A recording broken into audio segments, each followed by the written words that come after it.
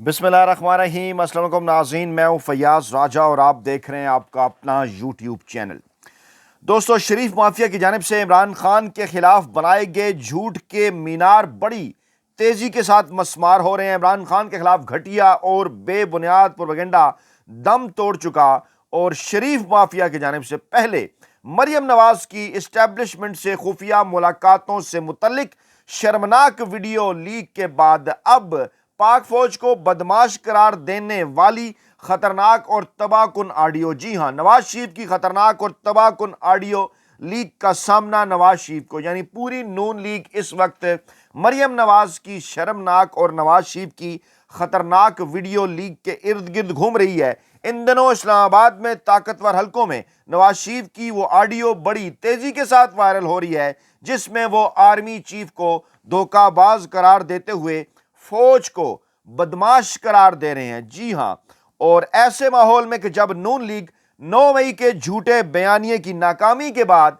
इमरान खान पर इस्टेब्लिशमेंट के खिलाफ अमेरिका से गठजोड़ के झूठे इल्जामात लगा रही है, नवाज शरीफ की इस ऑडियो लीक ने नए सवालात खड़े कर दिए हैं। और क्या पाकिस्तान तहरीक इंसाफ की क़यादत नवाज शरीफ की इस ऑडियो लीक को अदालती फोरम पर ले जाने का इरादा रखती है? इसका बाकायदा तौर पर एक बैकग्राउंड है, कौन किसका असासा है। जब आर्मी चीफ के बास नून लीग के अहम तरीन रहनुमा ख्वाजा आसिफ की जानिब से बेबुनियाद इल्ज़ाम तराशी के जरिए इमरान खान को अमेरिका और इसराइल का असासा करार दिया जा रहा है, इस अहम तरीन वीडियो ने वफाकी दारकूमत में अहम तरीन हलकों के सामने तमाम तर राज खोल कर रख दिए कि कौन किसका असासा है। जी हाँ, पहले ख्वाजा आसिफ का बयान आपके सामने रखेंगे बैकग्राउंड के तौर पर, फिर उसके बाद आपको नवाज शरीफ की इस ऑडियो लीक की तरफ लेकर जाएंगे। रिचर्ड ग्रेनेल की जानिब से एक बार फिर बाकायदा तौर पर, जो कि अमरीकी नौमुंतखब अमरीकी सदर के खसूसी एलची हैं रिचर्ड ग्रेनेल, उनकी जानिब से बाकायदा तौर पर जो है वो टीवी चैनल्स के ऊपर एक इंटरव्यू में इमरान खान की रहाई का मुतालबा किया गया और उसके बाद फिर वफाकी दारकूमत में मौजूदा जो चुनतखब हुकूमत है, जो माफिया है, जो हैंडलर्स हैं और जो सहूलतकार हैं, उनकी सफ़ों में खलबली मच गई। ख्वाजा आसिफ ने कहा कि ख्वाजा आसिफ ने बयान दिया है कि जनाब ऑपरेशन गोल्ड स्मिथ के रिक्रूट जो हैं वो इमरान खान की निजात के लिए मुहिम चला रहे हैं। पहले ये बयान ज़रा समझ लीजिए। ख्वाजा आसिफ ने कहा क्या? अपने एक्स अकाउंट पर उन्होंने एक ट्वीट किया कि ऑपरेशन गोल्ड स्मिथ के रिक्रूट जहां भी मौजूद हैं वो इमरान खान की निजात के लिए पाकिस्तान के मफादात के खिलाफ भरपूर मुहिम चला रहे हैं। डेफिनेटली आप ओवरसीज़ पाकिस्तानियों पर भी इन ख्वाजा आसिफ साहब ने इल्ज़ाम लगाया, इसके साथ पाकिस्तान तहरीक इंसाफ की क़यादत पर भी इल्ज़ाम लगाया। इसका जवाब आपने इन बॉक्स के अंदर देना है। ख्वाजा आसिफ ने कहा इन अनासर को इसराइल की भरपूर हमायत हासिल है और वो मीडिया में तवातर के साथ गुफ्तगू कर रहे हैं। ख्वाजा आसिफ का कहना था कि इससे साफ जाहिर होता है कि इमरान खान एक इसराइली असासा हैं जिसके ज़रिए वो वाहिद मुसलमान एटमी क़ुव्वत को खुदा न ख्वास्ता सिरनगू करना चाहते हैं। वही इमोशनल किस्म का झूठा बयानिया, वही इमोशनल किस्म की जो है वो झूठी स्टेटमेंट है और अवाम की हमायत हासिल करने के लिए ये वही मौसूफ ख्वाजा आसिफ हैं जो आपको याद होगा इमरान खान के दौरे हुकूमत में अमेरिका में जाकर इंटरव्यूज़ दिया करते थे कि जनाब हम तो बड़े लिबरल हैं, इमरान खान जो है वो तालिबान खान हैं, इमरान खान जो है वो बड़े इस्लाम पसंद हैं। लेकिन अब ये जो 180 डिग्री का यू टर्न ख्वाजा आसिफ साहब की जानिब से लिया गया, इसकी वजूहात का आपको अच्छी तरह अंदाज़ा है। मौसूफ ने फरमाया कि इमरान खान के लिए मगरबी दुनिया में जो चंद आवाज़ें उठ रही हैं उन पर यह वाज़े होना चाहिए कि हम पाकिस्तानी कौम हैं और अपने मफादात का तहफ़्फ़ुज़ करना जानते हैं, हमारी अव्वल और आखिर तरजीह सिर्फ पाकिस्तान है। ये मौसूफ ख्वाजा आसिफ ने कहा, जो कि बैरून मुल्क दूसरे ममालिक का अकामा लेकर वहाँ की मुलाजमत करते थे। मौसूफ फरमा रहे हैं कि हमारी तरजीह पाकिस्तान है, क्योंकि नौमुंतखब अमरीकी सदर डोनाल्ड ट्रंप के नामजद खसूसी एलची रिचर्ड ग्रेनेल ने पीटीआई के रहनुमा साबिक वज़ीर-ए-आज़म इमरान खान की रहाई का मुतालबा किया था।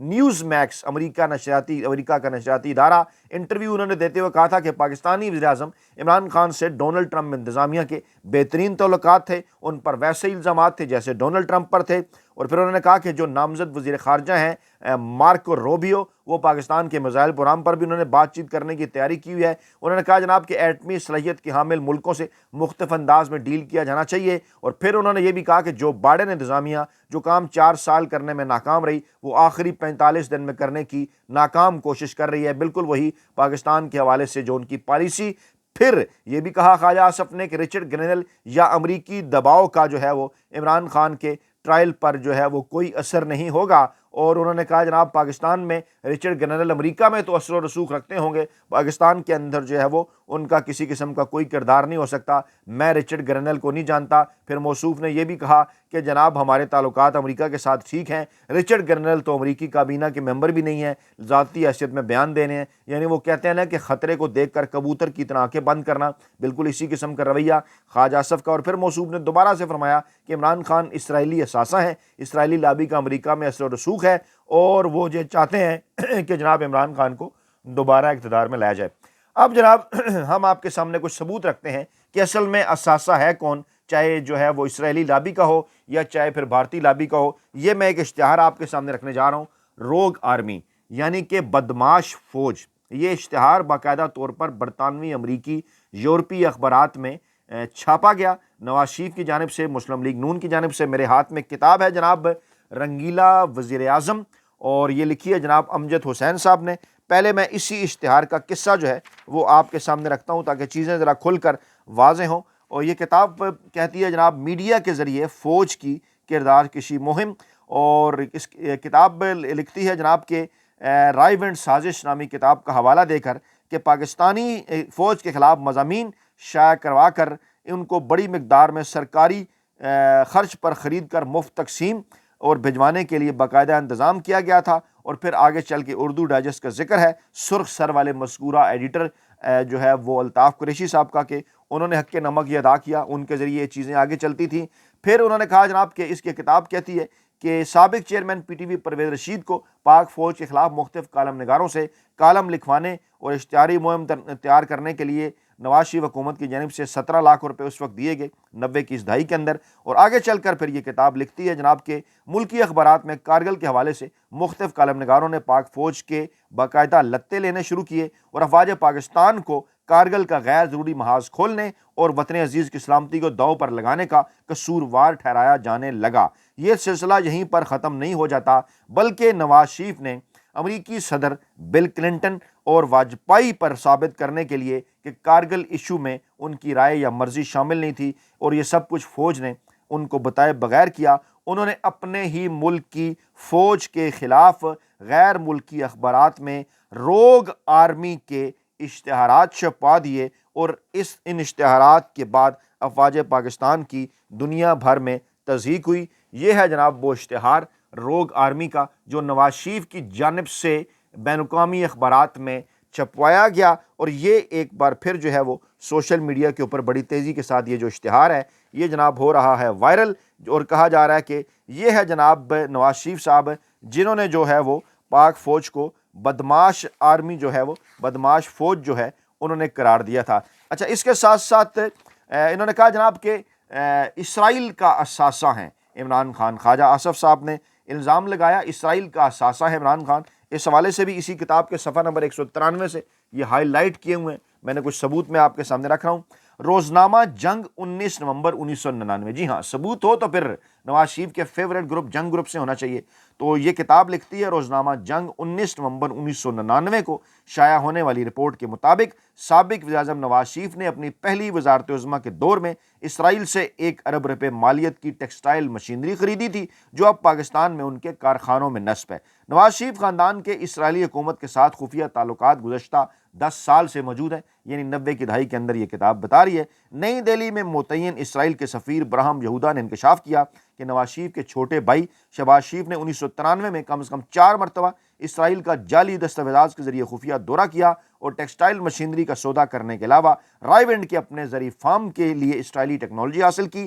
شہباز شریف نے اسرائیل کے 3 دوروں میں 7 سپننگ یونٹس کا سودا کیا۔ بعد ازاں یہ مشینری جس کی LC لندن میں کھولی گئی، قبرص لائی گئی، یہاں اس کی برآمد کنندہ کمپنی کا نام تبدیل کیا گیا اور پھر بحری راستے سے یہ مشینری پاکستان لائی گئی۔ اسی دوران شہباز شریف اور شریف خاندان کے ایک نوجوان نے اسرائیلی علاقے اکو کا دورہ کیا جہاں یہودیوں نے بہترین باغات لگا کر دنیا کا بہترین پھل پیدا کیا ہے۔ اس دورے میں انہوں نے رائے ونڈ کے زرعی فارم کے لیے اسرائیل کی زرعی ٹیکنالوجی بھی حاصل کی۔ یہ بھی معلوم ہوا ہے کہ معزول وزیر اعظم نے جاسوسی کا نجی نظام قائم کرنے کے لیے انتہائی جدید آلات بھی اسرائیل سے حاصل کیے تھے، جن کے ذریعے نہ صرف ایک جگہ بیٹھ کر ملک کے کسی بھی حصے میں ہو رہی ٹیلی فون کی گفتگو کو سنا جا سکتا ہے، بلکہ خاندان کے کرندے دور جگہوں پر بیٹھ کر کسی خاص کمرے میں ہو رہی گفتگو کو بھی تار کا نظام قائم کیے بغیر سننے کی صلاحیت حاصل کر چکے تھے۔ اور یہ ساری ٹیکنالوجی میاں صاحب نے کہاں سے لی تھی؟ جی ہاں، میاں صاحب نے اسرائیل سے لی تھی، اور پھر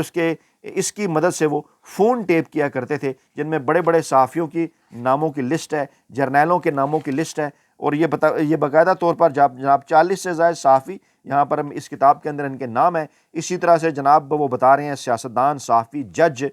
کور کمانڈرز اور اسی طرح سے اہم عہدیداران جتنے بھی تھے، ان تمام کے فون جو ہے وہ نواز شریف صاحب ٹیپ کرایا کرتے تھے۔ لیکن نواز شریف صاحب خود بھی اسی ٹیپنگ کا کس طرح سے شکار ہوئے، کس طرح سے ان کی وہ کال پکڑی گئی جس میں وہ آرمی چیف کو دھوکہ باز قرار دے رہے تھے، جس میں وہ بھارت کو پاکستان پر حملے کی دعوت دے رہے تھے۔ اسی کتاب کے مطابق 12 اکتوبر کی اس رات کو ایک اور اہم ترین معاملہ بھی ہوا تھا، اور نواز شریف نے جب اپنے نامزد کردہ آرمی چیف جو ان کے نامزد کردہ تھے خواجہ ضیاء الدین، جب فوج نے انہیں باس نہیں مانا تو انہوں نے آخری کارڈ کے طور پر واجپئی کو ہاٹ لائن پر کال کی، جس کا دورانیہ تقریباً 73 سیکنڈ تھا، اور جناب جو گفتگو ہوئی وہ میں آپ کے سامنے رکھ دیتا ہوں۔ نواز شریف نے کہا، واجپئی صاحب میں نواز شریف بول رہا ہوں۔ واجپئی صاحب نے جواب دیا، آپ گھبرائے ہوئے لگ رہے ہیں، جس پر نواز شریف نے کہا، ہاں میں نے کرگل کا محاذ کھولنے والے آرمی چیف کو برطرف کر دیا ہے، لیکن فوج اس حکم پر امپلیمنٹیشن روک رہی ہے، آپ فوراً پاکستان پر حملہ کر دیں۔ یہ نواز شریف صاحب ملک کے وزیر اعظم، یہ جناب بھارت کے ساتھ ان کے اس قسم کے تعلقات تھے، اسرائیل کے ساتھ ان کے اس قسم کے تعلقات تھے۔ اسرائیل سے وہ خصوصی مشینریاں خرید رہے ہیں جرنیلوں کے فون ٹیپ کرنے کے لیے، بھارت کو وہ پاکستان پر حملہ کی دعوت دے رہے ہیں، اور اس وقت کے آرمی چیف کو، پاک فوج کو، اس وقت کی اسٹیبلشمنٹ کو دھوکے باز قرار دے رہے ہیں۔ آرمی کے خلاف جو ہے وہ بدماش فوج کے اشتہارات جو ہیں وہ چھپوا رہے ہیں۔ یہ وہ نواز شریف ہیں کہ جن کے جو ہے وہ فیورٹ خواجہ آصف صاحب ان دنوں عمران خان کے اوپر اس قسم کے الزامات لگا رہے ہیں، صرف اس وجہ سے کہ رچرڈ گننل کیوں عمران خان کے حق میں ٹویٹ کر رہے ہیں، یا ڈونلڈ ٹرمپ انتظامیہ یہ بات کیوں کر رہی ہے کہ جو کچھ ہوا عمران خان کے ساتھ وہ غیر آئینی اور غیر قانونی ہے، جو کچھ ہوا 9 مئی کے حوالے سے جو فوجی عدالتوں کی جانب سے 25 سویلینز کو جو سزائیں سنائی گئیں وہ غیر آئینی اور غیر قانونی ہیں۔ صرف اس معاملے کو لے کر جبکہ دنیا عالمی انسانی حقوق کی بات کر رہی ہے، تو خواجہ آصف صاحب کی جانب سے اور اسی طرح سے نون لیگ کے کچھ دیگر لوگ جن میں عطا تارڑ صاحب اور کچھ دیگر احسن اقبال صاحب اس قسم کے جو لوگ شامل ہیں، مریم اورنگزیب صاحبہ اور عظمہ بخاری صاحبہ، ان جیسے لوگوں کی جانب سے عمران خان کو جو ہے وہ اسرائیلی ایجنٹ، عمران خان کو امریکی ایجنٹ، اور کبھی عمران خان کو جو ہے وہ یہودی اور پتہ نہیں کیا کچھ قرار دیا جا رہا ہے۔ لیکن یہ جو ثبوت میں نے اس کتاب کی روشنی میں آپ کے سامنے رکھے ہیں وہ یہ بتانے کے لیے کافی ہیں کہ اصل میں بیسیکلی معاملہ ہے کیا۔ پاکستان میں اسرائیل کی ایجنٹی ہو، یہودی ایجنٹی ہو، یا بھارت کی لابیوں کی ایجنٹی ہو، وہ پاکستان میں کون کرتا رہا، یہ کتاب واضح طور پر بتا رہی ہے۔ اور واجپئی صاحب نے نواز شریف کو جواب دیا کہ جناب ہمیں تو پاکستان پر حملہ کرنے کے لیے کم سے کم 1.5 گھنٹہ درکار ہے۔ ابھی یہ بات ہو رہی تھی کہ جناب فوجی کمانڈوز اس کتاب کے مطابق نواز شریف کے کمرے میں گھس آئے، اور پھر جناب آگے لکھتی ہے کتاب کے بعد بڑی حیران کن ہے کہ ISI کے سابق سربراہ لیفٹیننٹ جنرل ضیاء الدین ایک طرف تو نواز شریف کے کہنے پر جو ہے وہ کور کمانڈروں، اعلیٰ فوجی افسروں، آرمی چیف، ججوں، وزیروں، مشیروں، اپوزیشن کے رہنماؤں کے ٹیلی فون ٹیپ کر رہے تھے، صحافیوں کے ٹیلی فون ٹیپ کر رہے تھے، لیکن دوسری طرف ان کو نواز شریف پر بھی اعتماد نہیں تھا، جس کی وجہ سے وہ ان کا بھی ٹیلی فون ٹیپ کروا رہے تھے، یعنی کہ لو آپ اپنے دام میں صیاد آ گیا۔ اور 12 اکتوبر کو حکومت کی برطرفی کے وقت نواز شریف کی یہ جو واجپئی سے بات ہوئی تھی، یہ گفتگو بھی ٹیپ ہو گئی، اور حیران کن طور پر یہ جو ٹیپ تھی یہ پرسار طریقے سے اس کے بعد غائب ہوگی 12 اکتوبر کے بعد۔ اس کتاب کے مطابق اس گفتگو کو ٹیپ کرنے والے ISI کے سربراہ کے چہیتے افسر پریشان ہیں، کیونکہ یہ ایک ایسی کیسٹ ہے جو نواز شریف کے لیے موت کا پروانہ بن سکتی ہے بقول اس کتاب کے، کہ اس کے منظر عام پر آنے کے بعد نواز شریف کے پاس بچاؤ کا راستہ نہیں ہوگا، اور امید ہے کہ حساس ادارے اس کیسٹ کا سراغ لگانے میں جلد کامیاب ہو جائیں گے۔ جی ہاں، سوال آج بھی یہی ہے پاکستانی عوام کا کہ کیا حساس ادارے اس کیسٹ کا سراغ لگانے میں کامیاب ہوئے، جو کہ اس کتاب کے بقول ہمیں یہ بتا رہی ہے کہ میاں صاحب تو بھارت سے درخواستیں کر رہے تھے کہ پاکستان پر حملہ کر دو، بدمعاش فوج کے اشتہارات چھپوا رہے تھے، اس قسم کی دوسری چیزیں۔ تو یہ بہت بڑا سوال ہے کہ کیا جو موجودہ اسٹیبلشمنٹ ہے، کیا جو پاکستان کی موجودہ خفیہ ایجنسیز کے سربراہان ہیں، ان کی کیا رسائی اس کیسٹ تک، اس خفیہ ٹیپ تک ہے، اور کیا پاکستان تحریک انصاف ان تمام تر معاملات کو ایک ایسے ماحول کے اندر کہ جب ان کے اوپر اور عمران خان کے اوپر جو ہے وہ امریکہ کا اثاثہ ہونے یا یہودیوں کا اثاثہ ہونے کے حوالے سے الزامات لگ رہے ہیں، کیا پاکستان تحریک انصاف کی قیادت یہ ہمت اور جرت کرے گی کہ یہ تمام تر ثبوت جو ہے وہ کسی بھی عدالتی فورم پر لے کر جائیں اور نواز شریف کا کچا چٹھا پاکستانی عوام کے سامنے رکھ دیں؟ اپنا بہت خیال رکھیے گا، دعاؤں میں یاد رکھیے گا۔ نئی ویڈیو کے ساتھ جلد حاضر ہوں گے۔ اللہ نگہبان۔